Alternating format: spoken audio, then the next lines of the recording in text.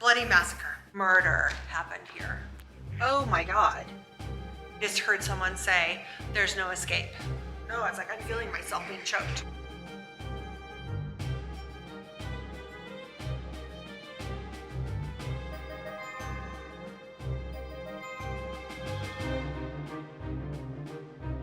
Welcome to Season 2 of The American Medium.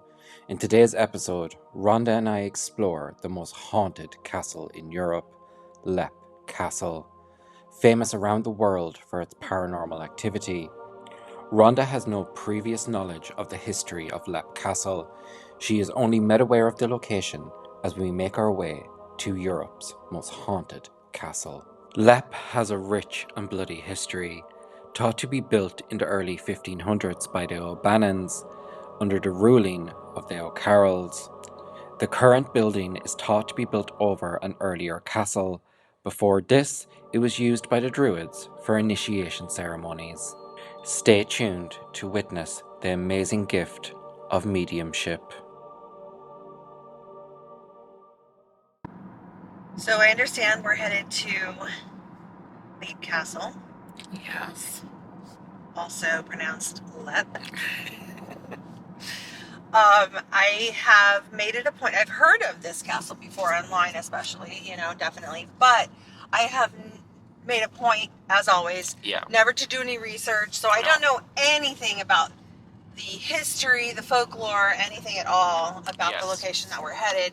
I have heard it is the most, from a number of places, one of the most haunted castles in Europe, is what I've heard.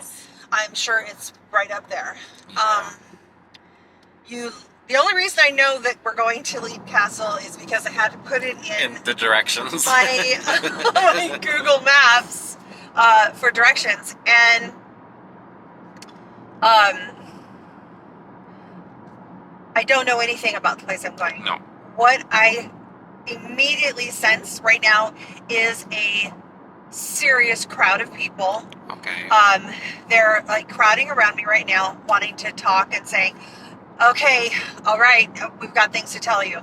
And so one woman is pushing herself more forward than others. Okay. She has a long, full black hair. Okay. She's wearing a red velvet gown, and it's like a beautiful, gorgeous full gown. Yes. She seems like she's like a lady of the manor or a daughter of someone at the manor, but she's pulling forward significantly right now. I don't know if when I get there, who knows if she'll continue to speak with me. It makes a lot of sense. Okay, because she, to me, it feels to me, it's so crazy being a medium, because when people on the other side are trying to connect with me, when I really do have a connection the way I am gifted to have, I feel physically things that they're feeling, whether it's anxiety, fear, joy, love, any of these, intense emotions. And I also feel physically, if they were ill, I'll feel some things. With her, I literally feel a pain in the top of my head, and it comes to about here. I don't know if she suffered from headaches. I don't know if she got hit. I don't know. But I do know that, I don't need to put a blanket, just follow the road. Okay. Better safe than sorry. Irish roads. It's okay. Just driving on the left side of the road. No big deal. No big deal. Nothing to see here. You're doing awesome. You're amazing at it. Until I'm not. No, you're bloody amazing at it. But she's quite beautiful. Mm-hmm. Would you say she's like a raven beauty? Do you know, like, I don't know what that would be called, but I know her hair is beauty. Very fair skin. Yeah. Dark hair. Raven beauty. Yesterday, as I've said before, we've got when I say we, it's Kieran and I, and I depend on him to choose our locations. And sometimes before we hit a location, some of the guests or lovely people that we're going to meet on the other side in spirit are kind of excited to meet with me and talk with me. And so sometimes they'll maybe meet with me a day or two before even. Yeah, you've had dreams about them. Exactly. Come to you. And also, like, driving on the road, like this is how we roll for real. We're out there. This is what happens in season 1. Yeah. Yeah, and we hit the road. You know, I'll tell you, like, I'm feeling a lot of weight in my chest. Yes. Almost like anxiety, and it's not my own anxiety. It would be this beautiful woman's anxiety, and it's.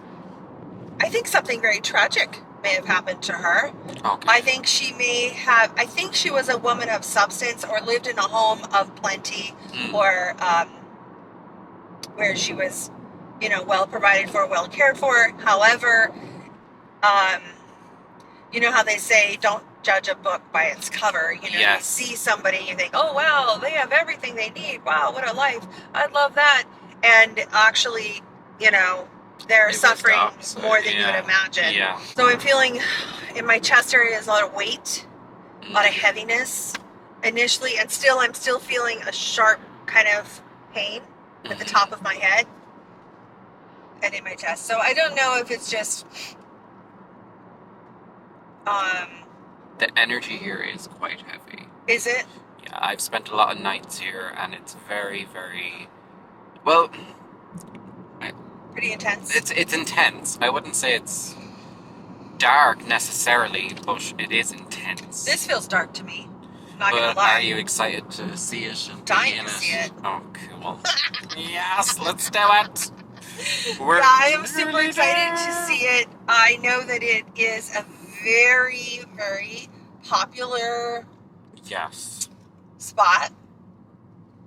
And it's kind of like, it's crazy. I've always, since I was younger, wanted to go to Leap Castle.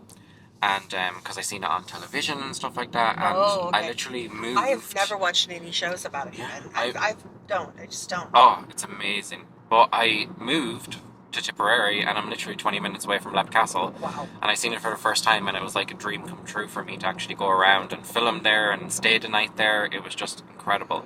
So I'm excited to bring the American medium. Rhonda's, it's amazing in the background, like behind the scenes. Even if I accidentally say something, she's like, shut up! I don't want to know! Don't want to know! You know, like, because I could be just saying the history, or like, not even the history, I'd be saying something silly, or like... In reference, yeah, just a reference, and you're like, nope, don't want to know! I don't want to hear it. But I am hearing an actual... era, a time frame of when I think something's coming through for me would be 1400s. Yes. And in the 1400s, I think the people from this little layer want to come through and chat with me. Okay. Oh wow! As we get closer, the weight in my chest is very heavy. Okay. Feeling a lot of weight in my chest. That's oh man. We have a New Yorker driver. This is happening. I'm like, yeah, I am connecting spirits here. We're gonna get it on. We're gonna talk about this. We're gonna get serious. Like, I want to know all. Spill the tea. Spill I need the tea. The tea. Yeah. And there is a man who is also now coming forward. He's burly, heavy, strong, big. I'm thinking like in the physical attributes of like King Henry VIII, you know, big man, big man presence. He's dressed well. He's powerful, physically and in position as well. Financially strong. He's here. Okay. And my head is really hurting. Gosh, so many people have come to this location. So many teams. So many paranormal curious people. It's like a hub for the paranormal community. Yeah, I feel like we're on a pilgrimage right now. Yeah, this is like this is the temple of. Yeah, exactly. We're going to temple, guys. I know. I'm driving like an old lady right now because these roads are so curvy and tiny and cute. Yeah. And I'd like to stay between the lines. At least there is a line on this road. Yeah, there are lines on this road. I'm really happy about that. turn Is in. that where we're going? Yes. Oh my god. So you just turn in under this gate here. Okay. Oh, let me get this down. Right in here? Yeah. And you just drive down. Oh my gosh. Oh, that's so charming. And then where do I park? Go down to the very end there. Look at how gorgeous. And a kitty cat. He a has black cat. He has loads Black. of cats. It's my little black cat. Maybe it's... Hi, he's beautiful. guiding us in. Hi, beautiful. He's like, come on, this way. He's like, my name's Kevin. And here we are. And I park. Yeah.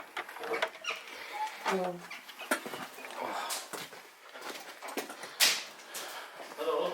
Hi there. How are you? This is Rhonda. I'm wonderful. Thank you so much for allowing us to be here.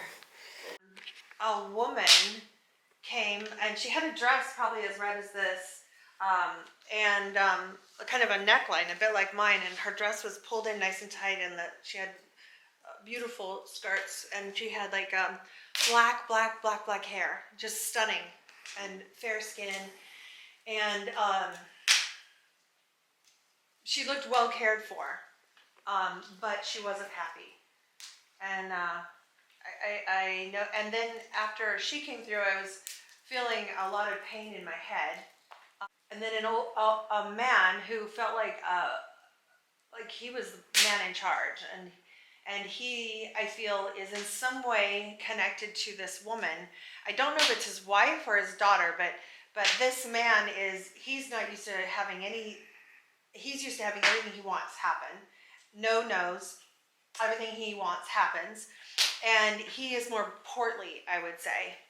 His physical attributes, a little stronger man, and very stern, and like I'd be very careful to do what he said, like if I knew him in life. And then I heard a number come, like a year come through, and I keep hearing 1400 something, 14. So that's what I've so far. Yeah. That's all I know. That's all that's. I find it interesting because there's a few bits that, for me, they remind me of certain things here in Leap Castle now. But it'd be interesting to see once you get in among it, if the details and names and things like that come true more. That'd be amazing. John, are you a descendant No. of this castle, or No, I just bought this one. did you? How long have you had it? Bought it in 1991. 1991. But it was all just a shell. This had been burned down and bombed during the Irish Civil War. Was it the IRA had a bomb in here? All the Yeah. stores were bombed out and Wow. it was burned down. And it was left then as a shell for 69 years.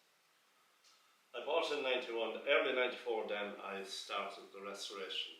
And this is what I've been doing. But I've been doing this almost entirely on my own. So it's a long, slow process. Yeah, and loving process. You know. Oh, well, yeah. Yeah, you gotta. Well, I play Follow Irish your heart to get it back traditional to music things. for a living, so Wow. most of the time that would happen at night, so my days were free. Would you be able to play Rhonda a little tune? I would. If you could. She'd love that. That'd be amazing. What kind? Like. Tell me. Tin whistle. He's amazing, so he is. Oh wow.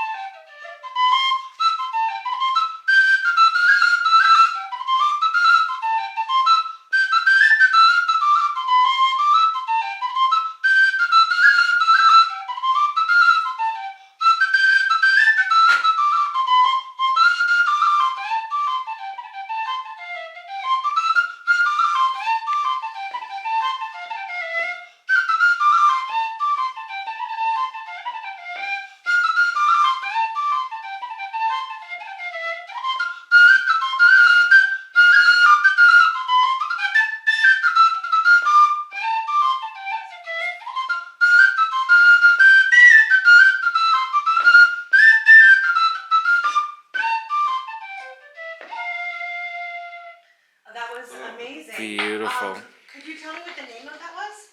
Well, there were two tunes.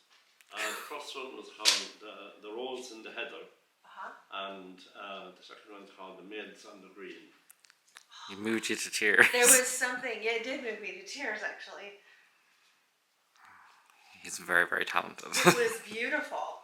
It was absolutely beautiful. I felt so much there. There's so much there. And that was what I needed, actually. Yeah. I'm ready to do this. You ready? I'm ready. I knew at this point Rhonda was on the right track. Immediately, she picked up on the lady in red.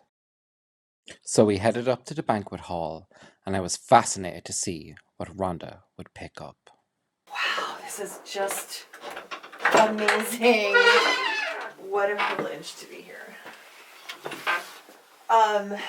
When Sean was playing that flute, I was, yes, it was beautiful music. But I'll tell you what, the woman who was talking to me in the car, she was dancing. Was she? She was dancing, and she was flourishing her skirts, and just her feet were light, and she was happy. And I asked him what the name of it was, but because she was saying something and I think it was Gaelic, wow. and I can just spell it to you. I don't know if it even means anything. I hope I get it right, but it's a CUONGNA, something like that. Okay. And she said, "This is my time of wine and roses." Oh my god, the song was called And then The later- Rose in the Heather. Yes. So Amazing. yes, and she was very joyful, very happy, and I think she had like fallen in love. I think I'll do this so we can get You're okay. light. Can you see okay? Yeah. So in here, I'm sure this is would have been for air circulation and also defense, probably. Yeah. Okay. So you're in that door? In this door here? Yeah. And Wow, this room is just incredible. This is incredible. And then I'm sure that I probably have to move it a little. Yeah. Up, Do you want me to back. do it for you? Maybe it's better. Don't want to break. I'm well used Don't to be the it. first person to come through and break the castle. Oh my god. Oh. Boy. As we settled into the banquet hall, Rhonda sensed religion immediately. And I had a feeling I knew why.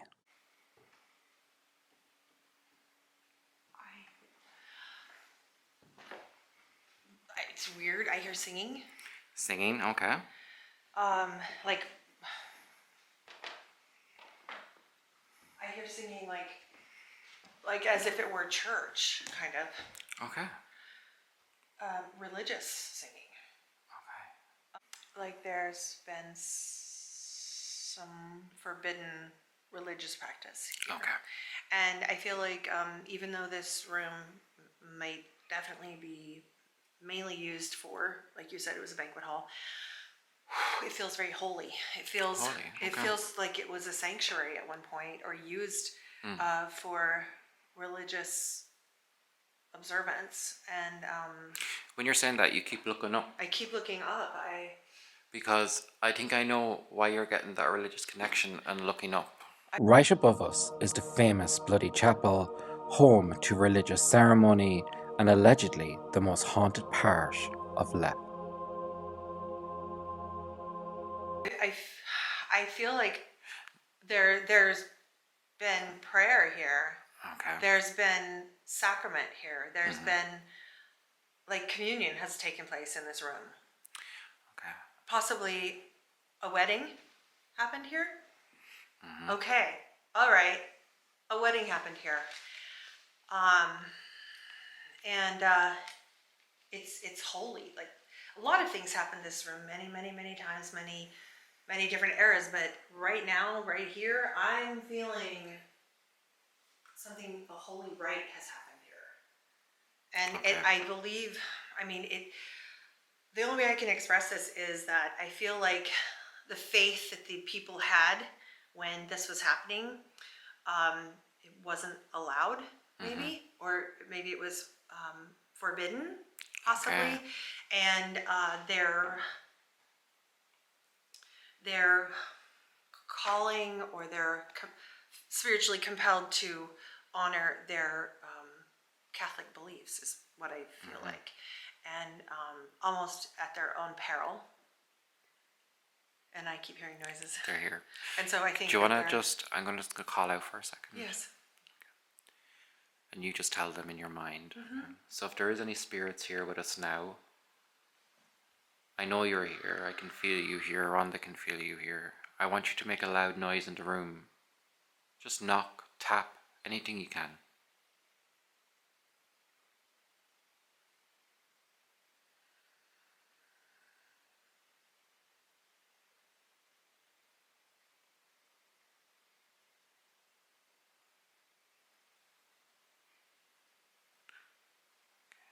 I feel someone standing there. Window? Okay. Any particular spirit you can zone in up here? I feel the energy of that man. The man. Can you get any name or even a letter? A B. A B? Okay. With this, it's like you have to kind of work through it. I'm hearing Bernard or Bernard or something like that. I could be off. Can I bring you over Yes, here? absolutely. And I want you. Does this kind of look like what you're seeing? This picture? Or there's. Well, this almost has a feeling of being very. Middle Eastern. Middle Eastern. However, he does have dark hair. He has a dark beard. He's more stout than this. When I was downstairs, I did hear that they were hawking. Hawks. Oh. I heard the word hawking.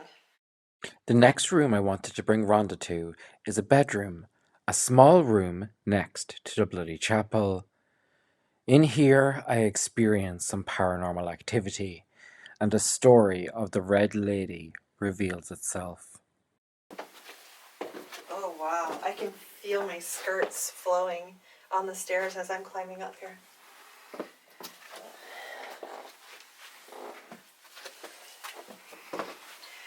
This small door, or do I keep going?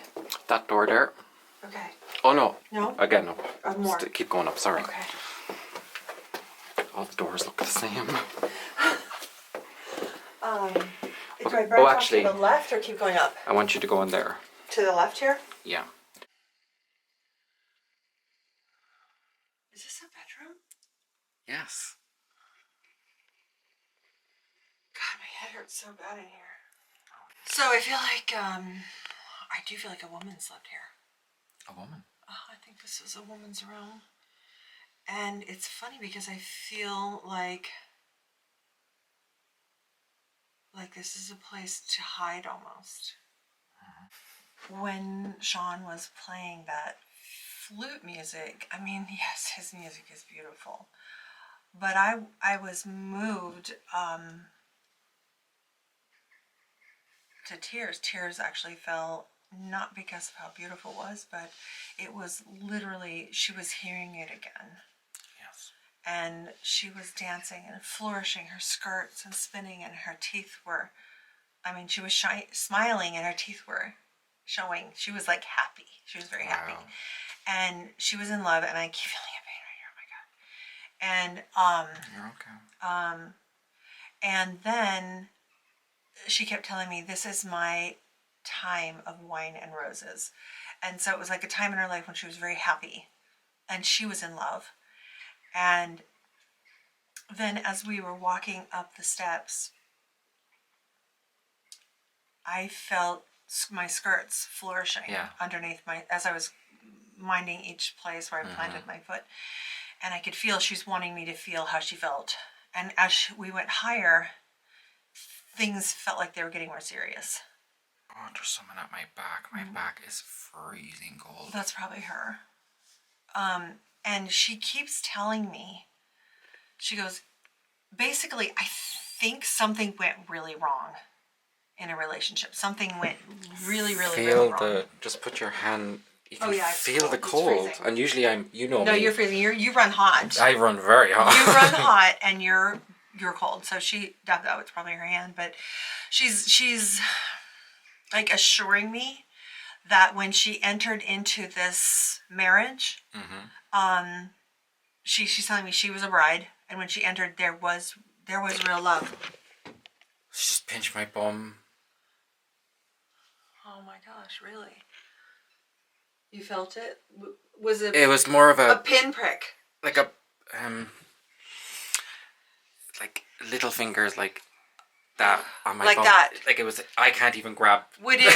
But did it pinch though? Yeah, it was sharp enough. Okay, she's showing me a pin. Oh, she picked me with a pin. She's showing me a pin with a glass ball on the end. She just went like that. She's letting you know this is her. She is there, isn't she? Yeah, she's letting you know. She's laughing right now, actually. She's standing right here. Oh. Right there. Hello. But she's assuring me that when she got married and she entered into this marriage, there was love. But it went bad. And it went bad fast. Okay. And it got dark. And it got scary. And it got dangerous. I'm sorry, I'm distracted. I'm being picked at and poked at here. Well, I don't know who this woman is, but she's happy her story's being told, and she's letting you know she's probably excited. Here. She's very happy, and she's very excited. She doesn't want to bring you any harm. That is not intended to frighten you at all. No. It's intended to almost give you an affirmation and a confirmation. I don't feel scared. Good. I'm just more curious. Yeah, she's definitely letting you know. You can feel my arm. Oh, no, she's definitely here. I am cold. I know, and you don't get warm. You don't. Yeah, she's just happy that we're understanding she's here. So it's so crazy. I don't know anything about this place that we are in.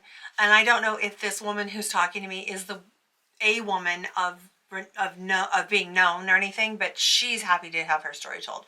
But she said her marriage went very bad. It went in it made a U-turn quickly, and it became where she was very afraid of this man.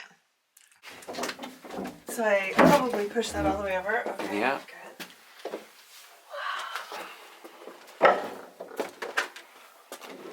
Okay. The first thing that I heard was massacre.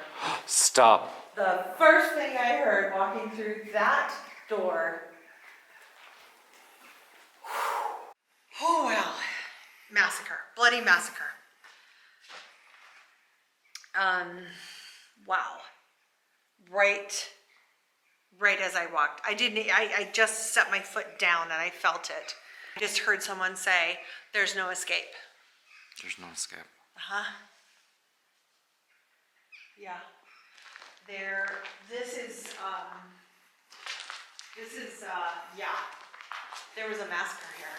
There were people were killed brutally here. How many, do you think? Like are we talking 10s, 20s? I would say like 15. 15, okay. That's the first thought that came in my head was 15. So there's quite a few people. Draw your attention to this thing here. And I just want you to kind of, I know it's going to be dark in there, but kind of just look in. I want to see what you think of in there. Oh my God. Were people held prisoner in there? Mm-hmm. There were people held there. People were held against their will there. Yep. For a long, long time. And they were kept there, like in their own filth. Oh my God. So that's what we call an oubliette, which means it's the French word to be forgotten. Okay, so they would have been thrown down and forgotten. Yes, and sometimes they were fed and sometimes they were not. Sometimes, if they really wanted them to suffer, they'd keep them alive. Mm-hmm. At the very end of that, Rhonda, there is spikes at the bottom. So you would have been impaled and left to die from infection. So they would throw them down that hole. In there, honestly, there could be more than 24 people killed in there. Probably more, way more than that, I would imagine. But in here, I'm hearing 15 for an actual event that happened.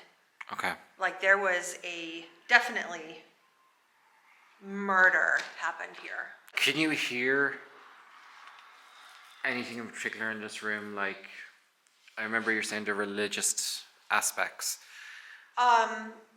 Well, I think celebration happened below me, and I think up here is where ceremonies happened. Okay. Yes. And I think that she didn't want to come up here. She's not here right now. Okay. So she's down there. There's a main. She was down where we left her. She was down. She's still she down. She was in that room down there, and she was in that bedroom that I was in. And she's not here right now at all. So the man you have connected with, the strong man. He's here right now. Yes. Can you feel anything in this room connected to him, what he might have done? Anything? I can't say too much, you know.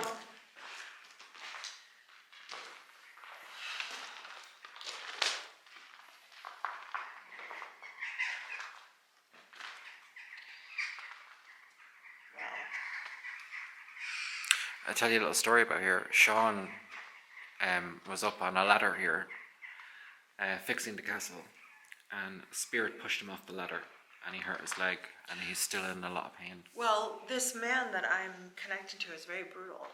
Okay. He's very brutal, and he almost is a masochist. He loves to hurt people. He loves to torture people. And I do feel his energy in here. I do feel like a priest or a holy man was killed here. And it's almost like, oh my God, this guy is horrible. Wow, he's finally opening his mouth and talking. It takes him a minute, you know. This guy, I think of him as like Brutus. He's just awful. He blames this priest for his marriage going sour. Okay. He blames him for recommending this woman, and he's trying to say that she was unclean when he married her, and that so not a virgin. Yes, and he's trying to say that that she's a wanton woman, and she has been basically cheating on him and saying that she's been with other men and he wants no part of it. And he's just, he you know what about this guy? He doesn't like himself and his thirst for blood. He has this thirst for hurting. And hurting isn't, in his mind, he doesn't think you're hurting unless he sees blood. And then if he sees some blood, it needs to be a lot for it to be real. Like, okay, you got what was coming to you. So he would easily torture people, and it didn't bother him at all because he didn't really feel like he's almost feeling like they can't feel it. If he can't feel it, they can't feel it. And unless he sees like profuse amounts of blood, then nothing really happened. There is so much fire and hate and anger from this man towards this priest. Okay. It's like it's personal. Okay. It is so personal. In fact, it's almost as if they're related. Like he owes him some sort of payback. And he has this they're talking. Yeah, okay. All right, now the priest is talking. Okay. And the priest was killed. The priest was killed here. He was murdered. Oh my God. When I was walking across the floor, I didn't know anything yet. Nothing was really come through. I heard the word impale. And I said, okay, what? And then I was standing here and I saw a man in robes, giving like a service. And he was brutally murdered. Okay.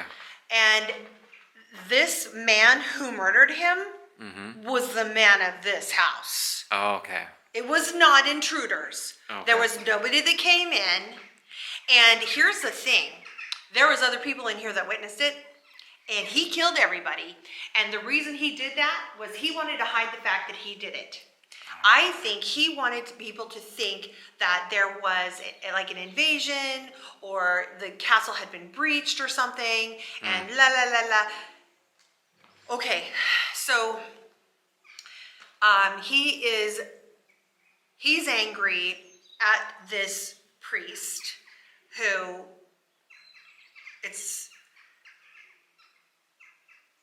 he has such a personal vendetta towards him because this priest recommended and gave his blessing and even put forward this woman, this beautiful black-haired, gorgeous raven beauty.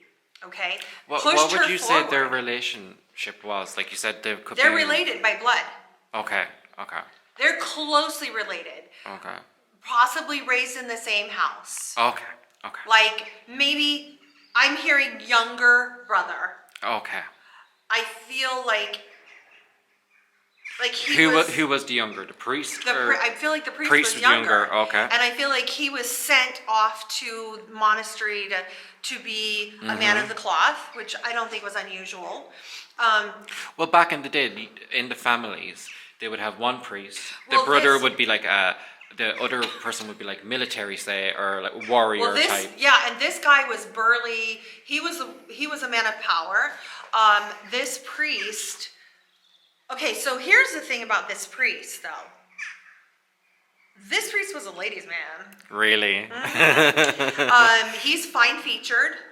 Is he flirting with you? I keep seeing him flirting with you. He's kind of a sexy bitch. Yeah. I'm not gonna lie. Yeah. His face is clean shaven. He has a softer jawline. He physically looks different than his brother. So he's more clean looking. He's clean and he has pretty features, kind of the difference of like a Brad Pitt sort of look. Wow. That's what this guy has, that soft, pretty. So ladies in the time would have been very attracted to him. And don't get me wrong, he wasn't forced into the church. He felt a true calling. However, celibacy probably wasn't his gig. No. Well, of course, back in the day, really not really. Yeah, but I mean, even nowadays. But here's where it gets a little bit sketchy. He did love that girl. He wanted her to be cared for, and he felt like he wanted his money, his house. When he says house, he means family. My house will protect you, shelter you. Kind of. And he thought, well, then you could marry my brother because my brother's going to be in charge of this house. Yes. Kind of like that, right? So he recommends this beautiful, beautiful, gorgeous woman to wed his brother. And he's like, I can basically live vicariously and know she's safe and protected. And no one will think anything if I'm at the house and engaging with, I can still interact with her. And you know what? Here's the thing with her. She was younger. I think she was like 16 years old when the wedding occurred. And she did not know that he loved her. And she just knew that he was kindly and gentle and sweet to her. After she got married, the brother, the man of this house, knew that his brother loved his wife. He knew it. He knew it, and it made him... What's that? You okay? No, it's like I'm feeling myself being choked. Okay. He doesn't want you to say it, does he? He's choking her. He's choking her and saying, tell me. And she's like, I can't tell, he was choking her. She was completely innocent. So she put that condition on you so you could understand. And I think he did it to me actually. Okay. And I can feel like it's been, I feel like my throat's very injured. God, you can hear it. And the priest had so much love for this woman, and the brother. It was almost like if you would say a love triangle, except that the girl didn't initially go into this with her eyes aware. She was thrown into the arms of the priest, and there was real love there. Of the priest. After she started seeing behaviors of her husband, she couldn't understand. She was young. She was a young girl. She was inexperienced. All she knew was that her new brother-in-law was very, very gentle and understanding and kind to her, and made sure she felt safe and protected from him. When she first was proposed the idea, the opportunity, whatever, this marriage to marry the man here, the man who later became her husband, she was honored and excited. She was in love with the idea of being a wife, an important woman, and this man was handsome. And striking, very bold and striking looking. However, because would the priest have been more kind of a sensitive soul? Very gentle and sensitive. Listen to the woman.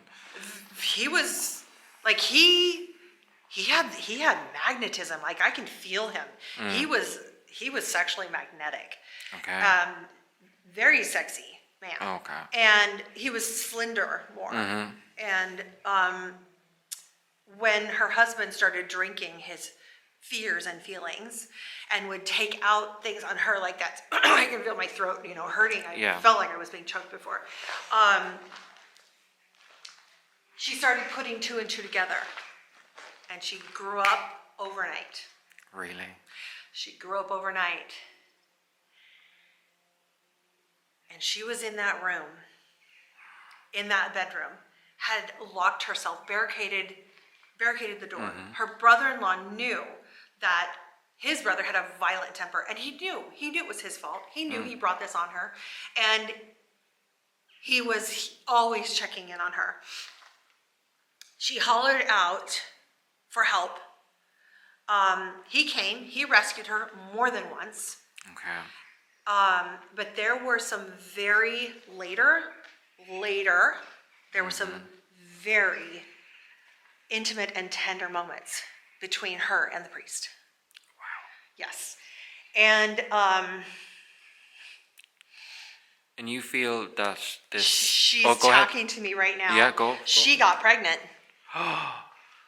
By the priest? By the priest. She knows it was his because she said there was never love between her and her husband. So she said, you cannot conceive without love. That's what she's telling me. And she felt the life quicken inside of her, she's saying. And she knew that it was the priest because she loved him. And later, she thought she would tell her husband, and she couldn't hide it. It got out. She wasn't having her monthly bleed, and her husband knew, and that's when all of this happened. Okay. That's when all of this happened because he knew it wasn't his either. Even though he had taken his husbandly rights with her, the fact is that he knew that she didn't love him, and he knew something else was going on. So he said, "This isn't my child." Okay. This is not my child because you don't want to be with me. You fight me every time. It's a torture. It's a burden. You dislike it. So I know it's not mine. And this here, what happened in here, was a crime of passion. Crime of passion. It was a crime of passion. There was it wasn't premeditated. He did not plan and clock it out. This man was not like that. This man was in the heat of passion. Rage just came upon him. It was early in the morning. It was very, very, very early in the morning. He was still a little bit drunk from the night before. Okay. He was standing right here. And he has his hands rolled in like this. And he's kind of leaning forward in like an aggressive stance. And his brother is standing right there. His wife is right there. She's on her knees, and there's like this, like a handle bench, like not a bench, but so it's like a kneeling assistant thing, and she's kneeling there, with her head down, and finally A pew, a church there's pew. nothing behind her. She can't sit down on anything. Oh. It's just I can see these two like boards that come prayer up, thing. like this. Yes, And it's just for kneeling, and so she's kneeling there, and there's one here over here for whatever. There's a few people up here. And he walks in, he's still intoxicated from being drunk into the early hours. And he's just not clear-headed, but he's clear-headed enough to know and see this very clearly, that he's been played for a fool. Mm-hmm. And he knows for a fact that that's not his baby. Okay. And he knows that if this child comes to life, it will look just like his brother. Yes. And he's not going to have it. He's absolutely not having it. So he's fully armed. I think he's left-handed because there's a hilt. Okay. On my left leg. I can feel the weight of it. It's like it feels like it's weighing down my pants. Like I can feel the weight of it on my hips. It feels solid and it actually feels good. He's here. Oh. Like I'm feeling him right now. Okay. And I'm feeling his rage and his passion. And he's almost as if he were going into battle. Oh my God. And he just walks forward, and the priest is taken by surprise. He doesn't expect it. No, at that's all. his brother. He's in the morning, like it is 6 o'clock in the morning. Oh my God. It is early in the morning. He just walks. He takes like 3 or 4 steps forward, and he just. Oh my God. And there you go. The bloody chapel. Pretty fucking intense. Oopsie. You're okay. Okay. Well, don't leave me here. Oh, I'm right here. Sorry. I was like, where is she? Sorry. Our time spent in Leap Castle was just mind-blowing. Once we left the castle, I filled in Rhonda all about the history. We both were astonished by how clear Spirit came true. We are excited to bring you on this journey together. Rhonda and I will reveal the long-forgotten stories of Irish castles. We thank you for watching and keeping an open mind into the world of the paranormal. Stay tuned for next week's episode, where we will be investigating a new, exciting location.